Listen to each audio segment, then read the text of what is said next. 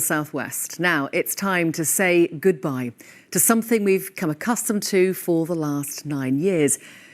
This studio, Goodbye Desk, is about to undergo a revamp as we update our technology for the future.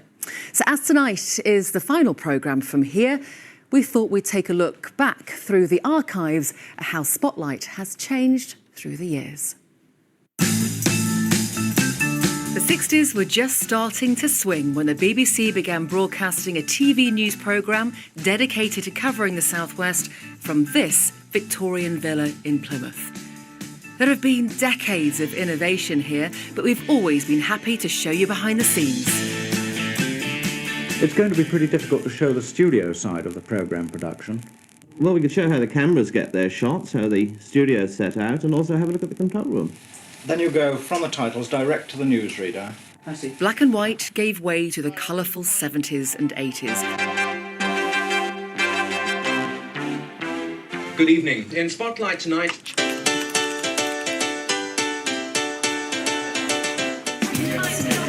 By the start of the 1990s, the Spotlight family home needed an extension. A major new investment in the future of the BBC here in the Southwest. From this mayhem should evolve a new building housing a new Spotlight studio and new equipment to help us in our efforts to cover the region.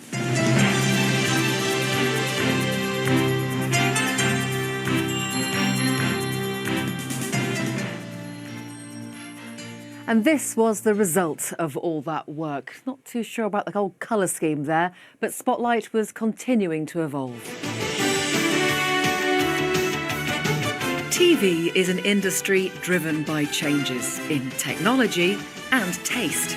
Over the years, the studio has had to adapt. Presenters have come and gone. See, plan B now, plan B. But some problems stay the same. Trying to cover up a multitude of sins here. It doesn't work, but we...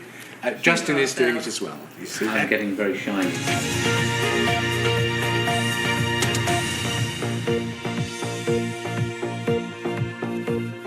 This set has been in action for 9 years now, so now it's time for a refresh. But there are some really clever things that happen in here. The background changes from day into night. And I'm often alone in the studio during the news because there are no camera people in here. It's all done by remote control. Installing a whole new studio set will take several weeks, if not months, to be honest. But come in here because we're constructing a whole new studio set in here. It's actually an old meeting room, so it's fairly confined in here. And if there's one thing we've learnt from this process, we may just have a few teething problems, but bear with us. We can't wait to get into our new studio.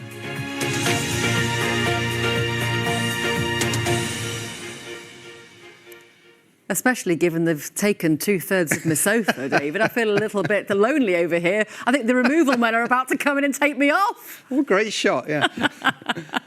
So, weekend-wise, we're all looking forward